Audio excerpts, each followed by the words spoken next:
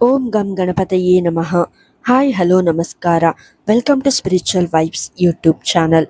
ವೈದಿಕ ಜ್ಯೋತಿಷ್ಯ ಶಾಸ್ತ್ರದ ಪ್ರಕಾರ 30 ವರ್ಷಗಳ ನಂತರ ಆಡಳಿತ ದೇವತೆ ಶನಿದೇವ ಗುರುವಿನ ರಾಶಿಯಲ್ಲಿ ಉದಯಿಸುತ್ತಾನೆ.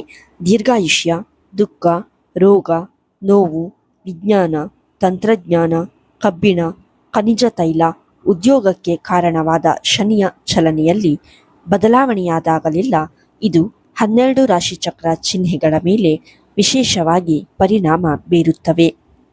ಕರ್ಮ ನೀಡುವ ಶನಿಯು ಏಪ್ರಿಲ್ನಲ್ಲಿ ಮೀನರಾಶಿಯಲ್ಲಿ ಉದಯಿಸುತ್ತಾನೆ.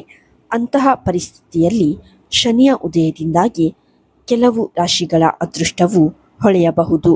ಇವರಿಗೆ ಅಪಾರ ಆರ್ಥಿಕ ಲಾಭ ಮತ್ತು ಹೊಸ ಉದ್ಯೋಗದಲ್ಲಿ ಲಾಭವಾಗುವ ಸಾಧ್ಯತೆ ಇದೆ.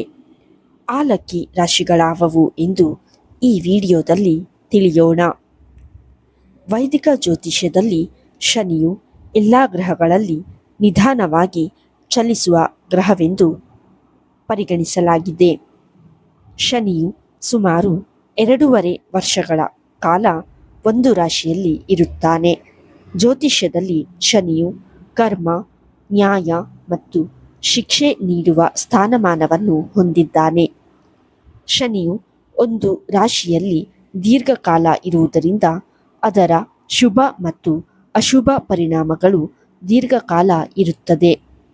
ಶನಿಯ ಚಲನೆ ಅಥವಾ ರಾಶಿಚಕ್ರದ ಬದಲಾವಣೆಯು ಎಲ್ಲ ರಾಶಿಚಕ್ರದ ಜನರ ಮೇಲೆ ಪರಿಣಾಮ ಬೀರುತ್ತದೆ.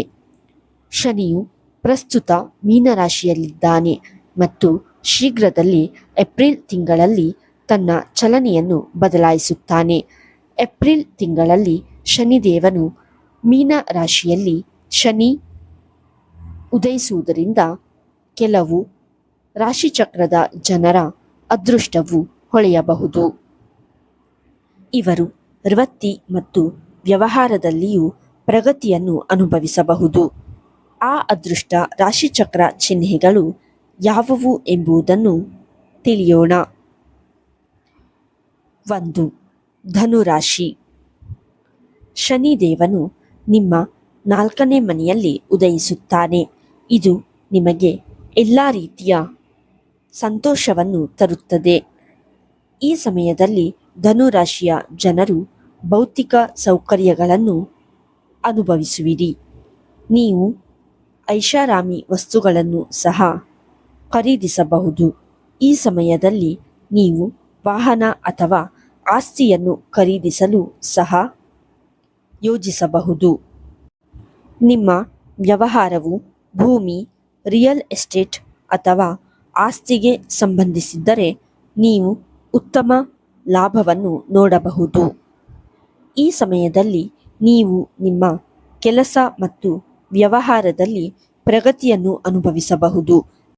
ಏಕೆಂದರೆ ಶನಿಯ 7ನೇ ದೃಷ್ಟಿ ನಿಮ್ಮ ರಾಶಿಯಿಂದ 10ನೇ ಮನೆಯ ಮೇಲೆ ಬೀಳುತ್ತದೆ. ವೃತ್ತಿ ಮತ್ತು ವ್ಯವಹಾರದಲ್ಲಿ ಪ್ರಗತಿಯ ಸಾಧ್ಯತೆಗಳಿವೆ ಮತ್ತು ನಿಮ್ಮ ಕೆಲಸದ ಸ್ಥಳದಲ್ಲಿ ನೀವು ಕೆಲವು ಪ್ರಮುಖ ಸಾಧನೆಗಳನ್ನು ಸಾಧಿಸಬಹುದು. 2. ಮಕರ ರಾಶಿ. ಶನಿಯ ಉದಯವು ಮಕರ ರಾಶಿಗೆ ಅತ್ಯಂತ ಲಾಭಕಾರಿ ಫಲಗಳನ್ನು ತರಬಹುದು. ಶನಿ ನಿಮ್ಮ ರಾಶಿಯಿಂದ 3ನೇ ಮನೆಯಲ್ಲಿ ಉದಯಿಸುತ್ತಾನೆ. ಇದು ನಿಮ್ಮ ಧೈರ್ಯ ಮತ್ತು ಶೌರ್ಯವನ್ನು ಹೆಚ್ಚಿಸುತ್ತದೆ. ಈ ಸಮಯದಲ್ಲಿ ನೀವು ಆಸ್ತಿ, ಭೂಮಿ, ಮನೆ ಅಥವಾ ವಾಹನವನ್ನು ಖರೀದಿಸುವ ಸಾಧ್ಯತೆಗಳಿವೆ. ನಿಮ್ಮ ದಿಟ್ಟ ಕಾರ್ಯಗಳಿಂದ ನೀವು ಪ್ರಯೋಜನ ಪಡೆಯುತ್ತೀರಿ. ಇದು ನಿಮ್ಮ ಆರ್ಥಿಕ ಲಾಭದ ಸಾಧ್ಯತೆಗಳನ್ನು ಹೆಚ್ಚಿಸುತ್ತದೆ. ಸಾಹಸಮಯ ಚಟುವಟಿಕೆಗಳ ಮೂಲಕ ನೀವು ಹಣವನ್ನು ಗಳಿಸಬಹುದು. ಅನಿರೀಕ್ಷಿತ ಆರ್ಥಿಕ ಲಾಭದ ಸಾಧ್ಯತೆಗಳಿವೆ. ಇದಲ್ಲದೆ ನಿಮ್ಮ ವ್ಯವಹಾರವು ವಿದೇಶಾಂಗ ವ್ಯವಹಾರಗಳಿಗೆ ಸಂಬಂಧಿಸಿದ್ದರೆ ನೀವು ಉತ್ತಮ ಲಾಭವನ್ನು ನೋಡಬಹುದು. ಈ ಸಮಯದಲ್ಲಿ ನಿಮ್ಮ ಸಹೋದರಿಯರಿಂದ ಬೆಂಬಲವನ್ನು ಸಹ ಪಡೆಯಬಹುದು. 3. ಮಿಥುನ ರಾಶಿ. ಶನಿಯ ಉದಯವು ಮಿಥುನ ರಾಶಿಯವರಿಗೆ ಅನುಕೂಲಕರ ಫಲಗಳನ್ನು ತರಬಹುದು. ಶನಿಯು ನಿಮ್ಮ ರಾಶಿಯಿಂದ ಕರ್ಮ ಮನೆಯಲ್ಲಿ ಉದಯಿಸುತ್ತಾನೆ. ಈ ಸಮಯದಲ್ಲಿ ನಿರುದ್ಯೋಗಿಗಳಿಗೆ ಉದ್ಯೋಗಗಳು ಸಿಗಬಹುದು. ಉದ್ಯೋಗಿ ವ್ಯಕ್ತಿಗಳು ಕೆಲಸದಲ್ಲಿ ಹೊಸ ಜವಾಬ್ದಾರಿಗಳನ್ನು ಪಡೆಯಬಹುದು. ಈ ಸಮಯದಲ್ಲಿ ಆದಾಯದಲ್ಲಿ ಗಮನಾರ್ಹ ಹೆಚ್ಚಳ ಕಂಡುಬರಬಹುದು. ಕೆಲಸದಲ್ಲಿ ಹೊಸ ಜವಾಬ್ದಾರಿಗಳು ಉದ್ಭವಿಸಬಹುದು.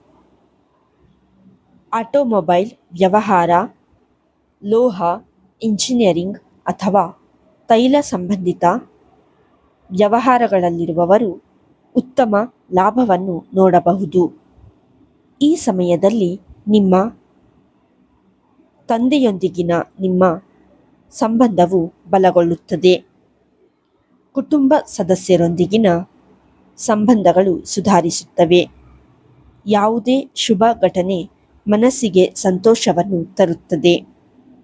ಈ ವಿಡಿಯೋ ನಿಮಗೆ ಇಷ್ಟವಾಗಿದ್ದಲ್ಲಿ ಲೈಕ್ ಮಾಡಿ, ಶೇರ್ ಮಾಡಿ ಮತ್ತು ಕಮೆಂಟ್ ಮಾಡಿ. ಹಾಗೆಯೇ ಇನ್ನೂ ಹೆಚ್ಚಿನ ವಿಡಿಯೋಗಳಿಗಾಗಿ ನಮ್ಮ ಚಾನಲನ್ನು ಸಬ್ಸ್ಕ್ರೈಬ್ ಮಾಡಿ. ಧನ್ಯವಾದಗಳು.